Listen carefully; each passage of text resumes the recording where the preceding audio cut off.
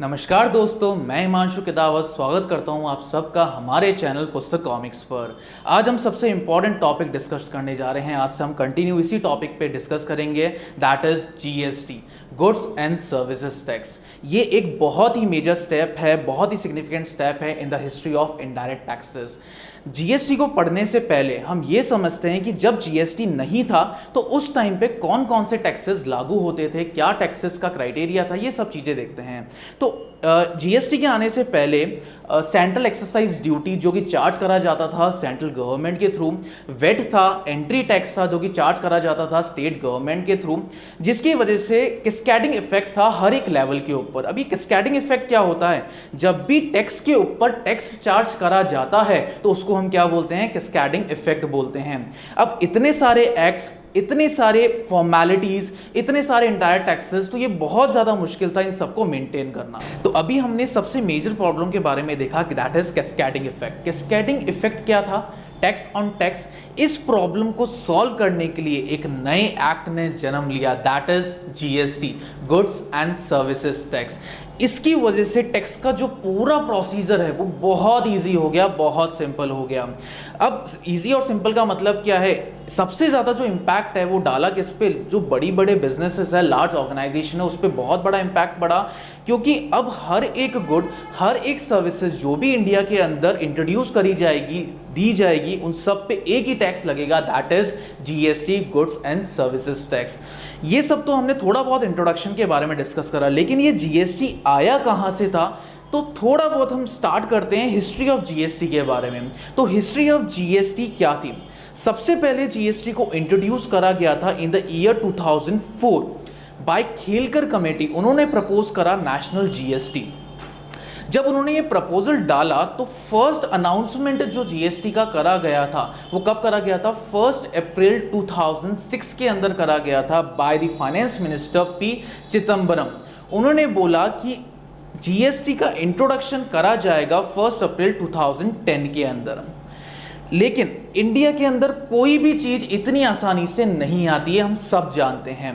तो उसके बाद जो एम्पावर्ड कमेटी थी जिन्होंने वैट बनाया था, उनको रिक्वेस्ट करा गया कि आप एक रोड मैप तैयार करो जहां पे जीएसटी का स्ट्रक्चर डिफाइन करोगे आप। तो सेंट्रल गवर्नमेंट और एम्पावर्ड कमेटी की जब मीटिंग चल रही थी तो उस टाइम के अंदर एम्पावर्ड कमेटी ने नवंबर 2009 को अपना फर्स्ट डिस्कशन पेपर आउट करा। इसके बाद finally through article 368 of Indian constitution, उसके तहत कोई अमेंडमेंट आया हमारे पास और 16 सितंबर 2016 के अंदर प्रोविजन ऐड करा गया जीएसटी का। जीएसटी के ऊपर परमिशन प्रेसिडेंट की मिली ऑन 12 अप्रैल 2017 को, जिसके थ्रू 5 एक्ट इंट्रोड्यूस हुए। The first one is CGST, central goods and services tax act 2017, SGST, state goods and services tax act 2017, IGST, integrated goods and services tax act 2017, UTGST, union territory goods and services tax act 2017 and last compensation on cess act 2017। इन सब act के बाद finally एक date decide करी गई and on 1 जुलाई 2017 को GST का enforcement हुआ। तो अब हम देखते हैं कि किन किन स्टेट्स और यूनियन टेरिटरीज ने जीएसटी को अपनाया। तो टोटल 28 स्टेट्स के अंदर जीएसटी को अपनाया गया except the state of Jammu and Kashmir. Union territories में सिर्फ दिल्ली और पौंडीचेरी में इसको अपनाया नहीं गया। बाकी सारी यूनियन टेरिटरीज के अंदर जो 5 यूनियन टेरिटरीज हैं उन्होंने अपना एक्ट पास कर दिया था on 30 June 2017। State of Jammu and Kashmir में एसजीएसटी एक्ट अप्लाई करा गया था ऑन 5 जुलाई 2017 में। ये सारे एक्ट इंट्रोड्यूस हो गए थे 1 जुलाई 2017 को एक्टिव हो गए थे ये सारे acts.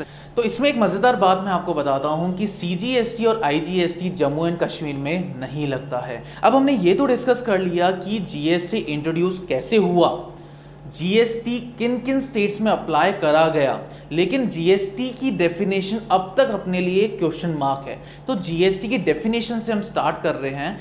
As per article 366 sub clause 2A of Indian constitution, GST वो टैक्स है जो कि लगता है supply of goods and services या फिर both except alcoholic liquor for human consumption. Human consumption के लिए जितने भी अल्कोहल्स है उस पे ये अप्लाई नहीं होता है।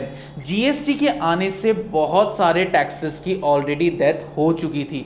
कौन कौन से टैक्सेस थे? दैट इज वैट हो गया, सीएसटी हो गया, सेल्स टैक्स हो गया, एंट्री टैक्स हो गया, परचेज टैक्स हो गया, एंटरटेनमेंट टैक्स हो गया। इन सब चीजों के ऊपर जो सेस वगैरह लगते थे वो हो गया, सेंट्रल एक्साइज ड्यूटीज हो गया और अदर जो एक्साइज ड्यूटीज है, हर एक चीज का एकदम खत्म हो गया था। अब एक सिंगल टैक्स है हमारे पास, दैट इज जीएसटी। हम एक इंटरेस्टिंग फैक्ट के बारे में बात करते हैं। जीएसटी अभी हम यहां पे पढ़ रहे हैं 2017 के अंदर आया, लेकिन फ्रांस के अंदर 1954 के अंदर ही जीएसटी को इंट्रोड्यूस कर दिया था और उसके बाद 62 ईयर्स के अंदर 160 कंट्रीज ने टोटल अडॉप्ट कर चुकी है अब तक जीएसटी को। नेक्स्ट हम बात करते हैं जीएसटी के कुछ एडवांटेजेस के बारे में। जीएसटी के कुछ एडवांटेजेस हम अलग अलग सिनेरियो में डिस्कस करेंगे। सबसे पहले हम बात करते हैं कि सिटीजन को क्या फायदा हुआ जीएसटी के आने से। सिटीजन को एक फायदा हुआ कि एक तो टैक्सेशन बहुत ज्यादा सिंपल हो गया, बिकॉज यूनिफॉर्म टैक्सेशन हो गया। पूरी इंडिया में हर गुड हर सर्विसेज के लिए एक सिंगल टैक्स यूज होगा, दैट इज जीएसटी। तो टैक्सेशन पॉलिसीज, टैक्सेशन बहुत ज्यादा सिंपल हो गया।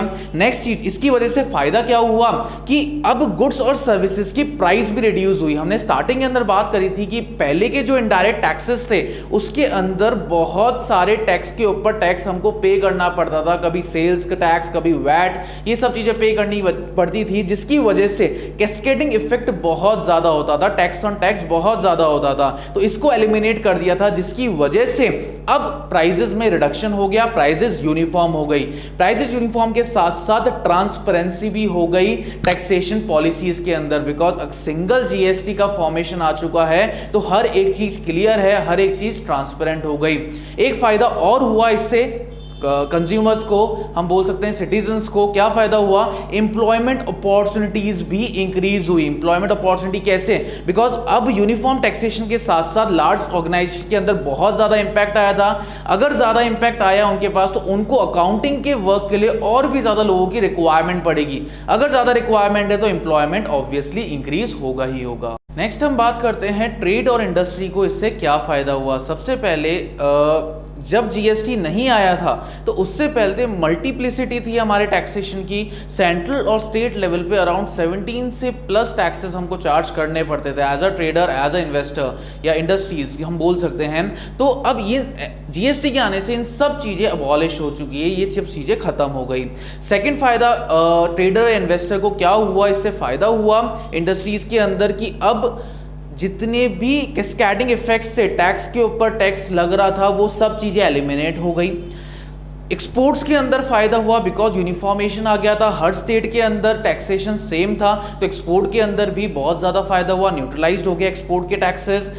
फोर्थ हमको फायदा एक ये हुआ कि मार्केट बहुत ज्यादा इंक्रीज हो गया, ग्लोबल मार्केट भी इंक्रीज हो गया, हमारे पूरे इंडिया का मार्केट इंक्रीज हो गया यूनिफॉर्म टैक्सेशन आने के साथ साथ। नेक्स्ट हम ये बोल सकते हैं कि जितनी भी पॉलिसीज बनी वो पॉलिसीज टैक्स की जीएसटी की में सिंपल कर दी गई। सिंपल का मीनिंग हम ये बोल सकते हैं कि पहले हर टैक्स की पॉलिसी अलग थी, रेट्स अलग अलग थी, हर रेट्स के अकॉर्डिंग टैक्सेशन चार्ज करा जाता था।